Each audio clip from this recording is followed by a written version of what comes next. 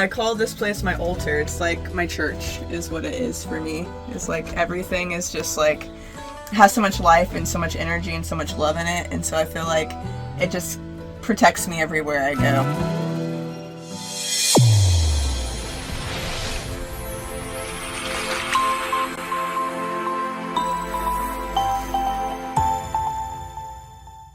Hey Janet. Hey. She's a Chevy Van G30 and she's 1989 and her name's Ashnae, which means beautiful girl. How long have you been on the road though? You're 9 years. 9 years and Yeah. full time? Full time. I've had it for 5 years. I got it in October. Last October was my 5 years of being in this bus. Oh, cool. I had to gut it and everything. It started off as a first Head Start bus in Sweetwater, Tennessee. And then you started from scratch and built all of this. Yep. I can't wait to see it. Yay, me too. Yeah. I'm excited to share. All right. Oh, wow. I can't possibly see everything in here. There's so much. People see things all the time. Like, they're like, oh, I didn't know this was here. Yeah, oh, it's so something intricate. new. There's this here? You have that? What is the size of this bus? I believe it's a 17 to 20 foot. Uh-huh. I believe. I'm usually jumping from place to place pretty frequently, so I have to make sure that I can eat, that I can sleep, that I can hang out, read books. I even have a apothecary that's here. So all the herbs that I find through all my travels, so if I need any medicine, I don't have to necessarily go to the doctor. I can just look at the herbs I need and there we go. And then just have my herb rack so I can season everything as much as I'd like. And I use a Coleman grill, and my propane tank is underneath here. And you can't really see it too well because it's hidden, because I want to make sure that it can't fall or be hurt by anything. And then I also have the 5-gallon jug of water where I usually refill at Walmart's if I have to, but I like to go to Springs if I can, because Springs are the best water in my personal opinion. And I even have a compost.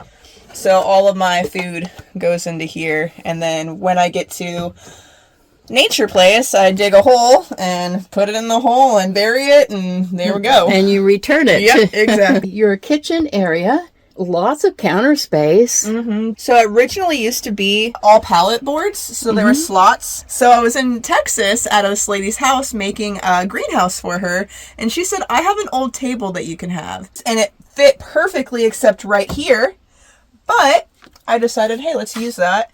And now this is where all the seeds and herbs go that I can plant when I go to different places. So I was in Tennessee where I bought the bus, and I was at a friend's house called the Gnome. He had connections to all the weird things that people would think are trash. And everything that was built on his land was made out of pallets or rocks or trash. So he took me to the pallet yard, and we got hundreds of pallets, took a hammer and just plied them all off, took all the nails that we could possibly use that we didn't want to use screws for, and all of the pallets, and just started recreating everything. So this is all pallet board.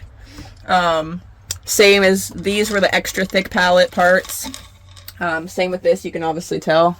All pallets. And even this is made out of pallets in my bed. The chairs. The only thing that's not made out of pallets is my floor and this bookshelf. And this bookshelf was made out of pallets, but we decided, because I had a partner at the time, him and I decided we wanted a bigger bookshelf because it only was two sections. So we wanted a full one, and we were driving down the street, and there was a lumberer that was cutting cedar, and we were like, well, why don't we ask them if we could have any of the cedar? So we went over and stopped on the side of the road, and they're like, well, we don't want any of this. This is trash. Oh. So that's why we got rough edges of cedar right here, and it's just all free. And underneath here are old cabinet boards, and so that's why they look like that. All right. So everything just upcycled pretty much. So all of your collections are here from your travels and for things that you care about. They're all things of meaning to you. Because I'm a minimalist, but at the same time, it doesn't look like I am because I have so much just earth with me. Yeah, things of meaning to you. This is a nice little living room area that you hear looks very comfortable. There's all storage underneath it. Take this off. Move that like so. Put this here. And then they have the pillows to sleep with. And then there's the bed. Underneath, I have mostly all of my vehicle liquids, like my oil and brake fluid and all that fun stuff.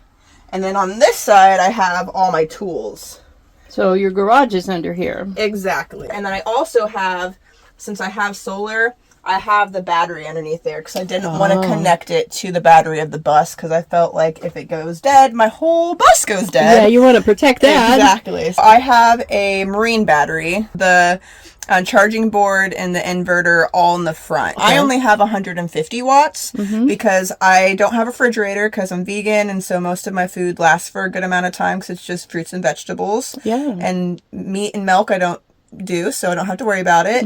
And then I just need to charge my phone and have lights on at nighttime, and it's really simple. It wasn't painted. You can see right here, this is what it used to look like. Okay. And then over here, where most people see everything, I painted it and dyed it so that it looked prettier. And let's stay up here in front because this is fascinating. A lot of these plants came from dumpsters or through my travels. The oyster plant, which is in the front, I found there was a hurricane last year in Florida, and that oyster plant was literally laying on top of a dead palm tree, and it was tiny. And I was like, oh my goodness, like, why is this plant being like killed? So I grabbed it, and now look how huge it is. It's massive. Yeah. And then this zebra plant was going into a Lowe's dumpster, and I saved that, and that's grown like 6 inches. Same with that cactus back there. It's called a ghost cactus. That was really tiny. It's grown a lot. That was in a Walmart parking lot on the side of a fence, like in a plastic bag. Oh my. So you go around saving lives. Yeah, exactly. Yep. And look at this fascinating collection. I wish I could really see all of it and get a story behind all of it, because there's a lot of stories. So this originally was a regular curtain. I decided that I should make something that covers the space of where my food is. And so I took the curtain, sliced it up, and then added other materials. So then I can just push it, get my food as I please. And then I also have food down there. And then I'm able to just push it back. And same with my dishes. I have all my dishes and toilet paper and toiletries over here, and I can just push it, grab as I want, and put it back. And it's covered and looks pretty. Yes, it does. It's very in keeping with the vibe of the whole place, exactly. I would say, yes. So up here is where I have a lot of my winter clothes, since there's so much space and I like wearing clothes and not doing as much laundry. I can just wear something different every day for a long period of time. That's what most of it is. Up there is where my costumes are. So I can dress up because I am a part of a thing called Circus of Purpose. And tell me about that. Circus of Purpose is a collaborative group of people who are musicians and artists, and some of us are like flow artists, some of us are artists, and we sing, play music, juggle, dance, have fun, and just share with people community and love and unity, and how to come together and have fun, and like you can be fun and silly but have a purpose to it. And so we like to plant, like to build bathrooms, buildings, do anything that we possibly can for the community and for the people. Back there is the tote. A tote of all my art, because how I live is selling my art. And so this big thing right here has a bunch of dream catchers stacked on there. Yeah. And the only reason why this is spacious is because I have a cat, and she jumps up here, and that's her spot. Okay, we'll get some pictures of your cat. What's her name? Kiki. Her name's Kiki, and she's 10 years old. Most of all of these books are either about yoga, herbs, or some type of spiritual practice. I'm really, really into spiritual practices and also foraging for my own wild herbs, as I was saying over here. So all of it's just stuff to kind of like keep me learning more about the knowledge and the things that I'm really interested in. The bed is also made out of pallets, also a flat board, and it's in between a fool and a queen. There's also a whole altar space of where rocks and crazy stuff are as well for my travels. I have my grandparents and my great-grandparents and my mom and me, just kind of like a little family altar space. Mm-hmm. Natural fabric. I can't find something that I know for sure is cotton. So finally I was like, what if I put a tapestry on my bed? Oh, is that what that is? And so it's a cotton tapestry laid over my blankets. It's so you. Yep. It's so you. I love it. So this is also a area of where I hold stuff. This is all my shower stuff. I have my towel, my soaps, and then also just some fun stuff that I like to play with. Makeup if I want to doll myself up. Mm-hmm. And when I want to hang out, I can just lean here and read my book or just hang out. Oh, you made it at just the right angle. Yep. So what do you do for your potty? So there's multiple things I do. So I call it a peanut pee bucket. And so it was a peanut bucket, and I use that to go pee in for emergencies. Mm-hmm. But usually I will be in nature, so I'm able to just kind of go outside. Do it naturally. Number 2, I will not go in the bucket with. I will usually dig a hole and go to the bathroom in nature, or if I'm lucky and I'm in a Cracker Barrel or Walmart or some store, I'll obviously just go and use the bathroom and there. You're at a campground now, and they have a bathroom. Exactly. So that's the easiest method. Otherwise, you are very natural in many ways, and so you do it the natural way. Yep. And then you don't have those bags to deal with. Nope, I don't.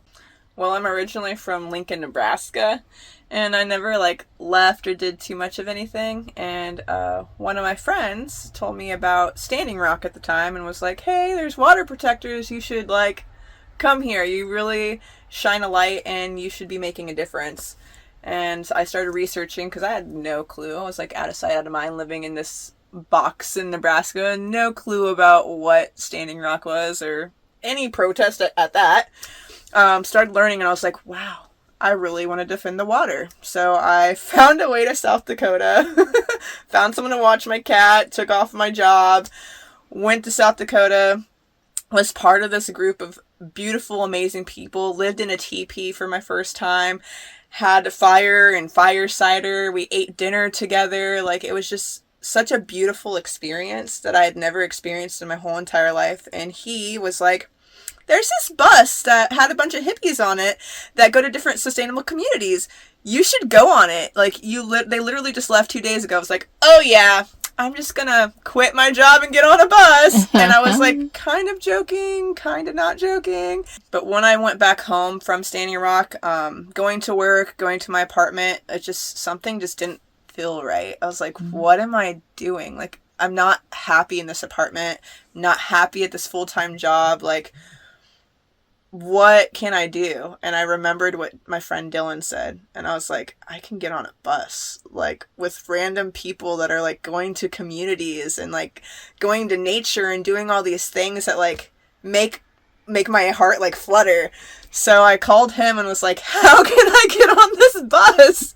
And started talking to all of them. We had a little video chat online on Facebook at the time, and they all fell in love with me. And so I got on a Greyhound with a backpack and an art bag and a hula hoop and traveled to Atlanta, Georgia, which was the biggest city that I've ever been to in my life. And you probably hadn't traveled a whole lot, had you? I was so scared. I was there's people yelling and it was just mayhem. And I was like, oh my goodness.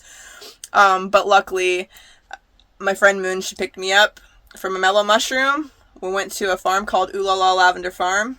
Helped at a tiny house festival, and then I just started traveling and felt right at home instantly.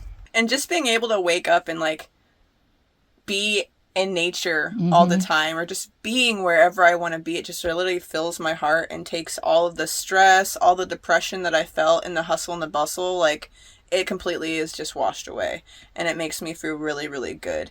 And then being able to go to different communities and help them build up or plant seeds, or just experiencing and eating with them, it just makes me feel like there's family and community like everywhere. And it's just amazing. It's like I have family literally everywhere. I make dream catchers. Been making them for over 15 years. Earthy and like upcycled materials. So I'll use bangles, vines from outside, yarn, hemp, jute.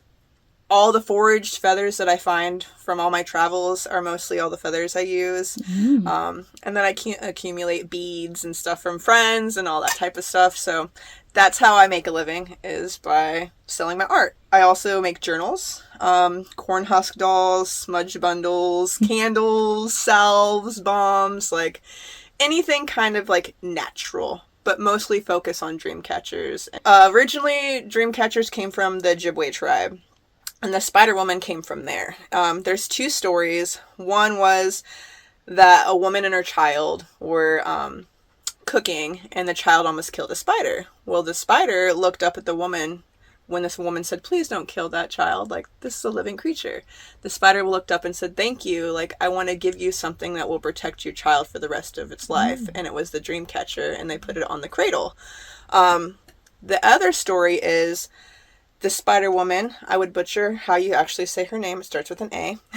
Okay. She would weave creations for people, whether it be baskets, clothes, you name it, she'd weave it.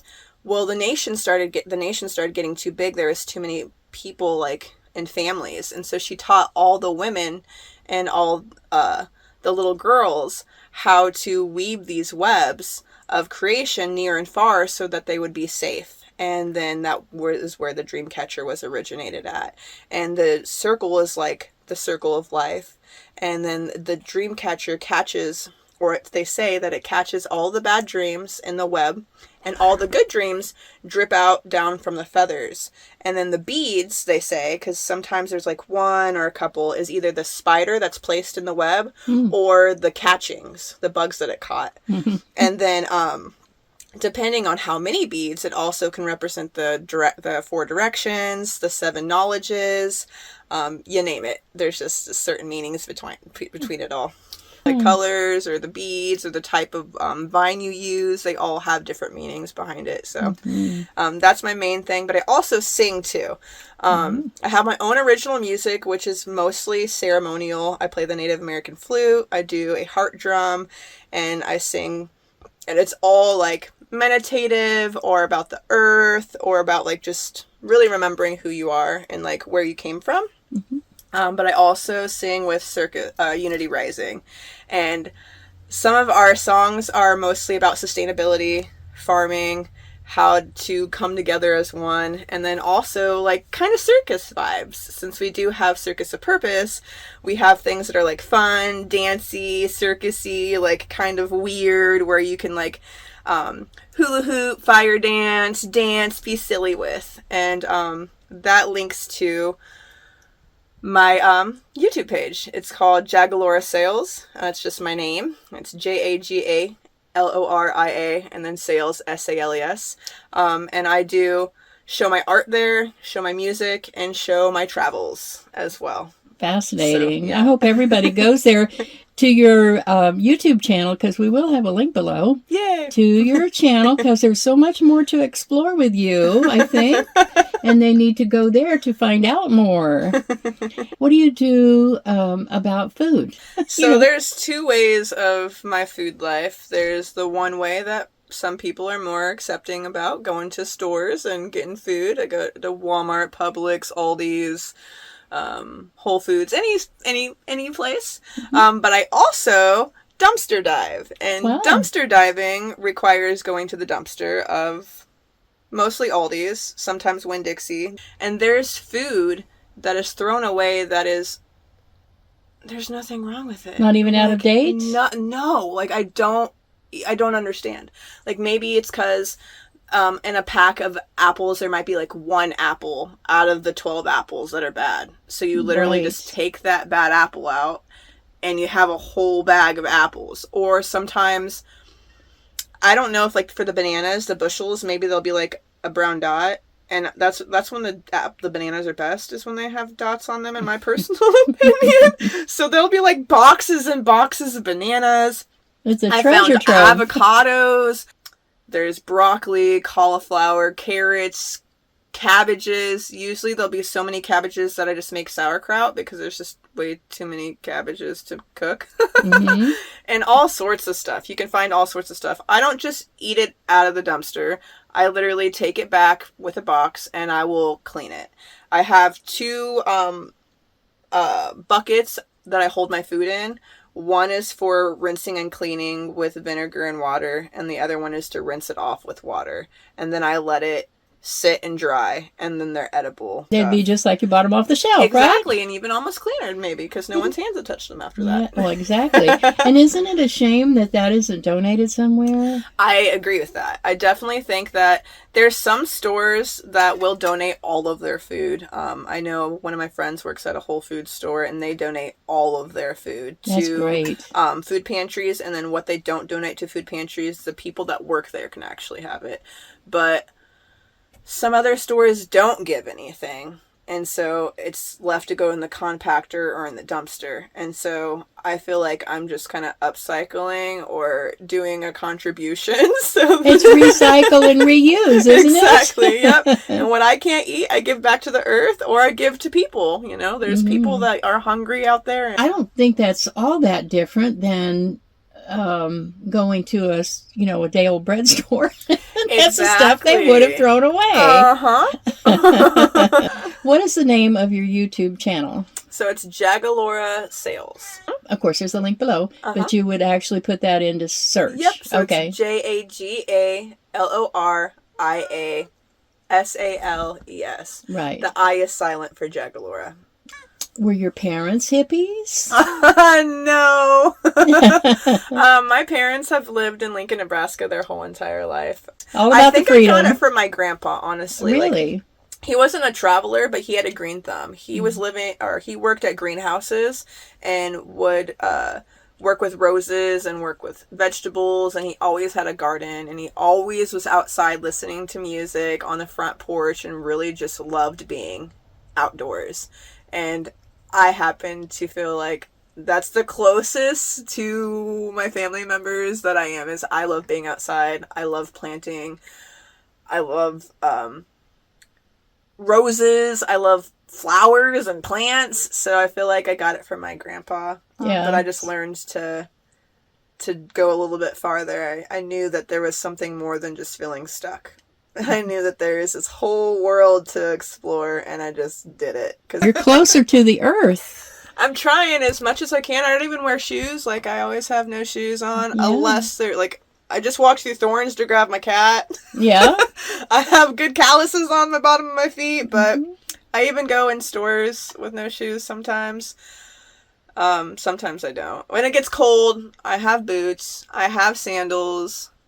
But you're earthing all the time, aren't you? Yes, reconnecting, grounding, trying to get any stress, any strain, anything that holds me back from my fullest, highest potential, just try to make it go away. Yeah, I think you do. I think you come across with an aura of freedom, I think. Thank you. Of being very close to the earth. Are you a hippie? I'd like to not have a title or anything. No, of course. But most people say that I am. Yeah. Or a new aged hippie, I guess, because I don't know if I would have went to Woodstock or anything like that, but I am all about peace and love and community and... You're a hippie. I do hug trees. The women of my generation now are rediscovering their hippie soul. Right, getting back out to what they were. They're finding their freedom again in community. Right. Yeah, and it's beautiful. So most of us like campgrounds and Planet Fitness, but I bet you do something different. Oh, goodness. I do all sorts of things. So I'll do Planet Fitness with friends.